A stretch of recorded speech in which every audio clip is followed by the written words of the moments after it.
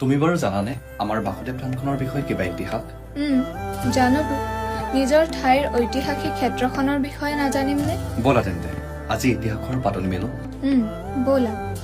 বাসুদেৱ থান উত্তৰ অসমৰ ঢকুৱাখনাৰ এখন পৰম্পৰাগত ধৰ্মীয় আৰু সাংস্কৃতিক ঐতিহ্যৰ আধাৰস্থল। ইয়াৰ ইতিহাস জানিবলৈ হ'লে 1400-1500 শতিকালৈ ঘূৰি যাব লাগিব, যেতিয়া চুতীয়া ৰাজবংশৰ ৰজা লক্ষ্মীনাৰায়ণ আৰু সত্যনাৰায়ণৰ শাসনকালত প্ৰাৰম্ভিক মন্দিৰখন স্থাপন কৰা হৈছিল।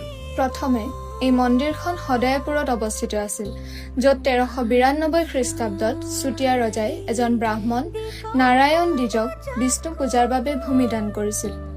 এই মন্দিৰ আৰু তাৰ আশ্ৰিত ভূমিভাগ পৰ্যায়ক্ৰমে 1700 শতিকাত দামোদৰ আতা নামৰ এজন বৈষ্ণৱ ধৰ্মগুৰুৰ হাতত আহে।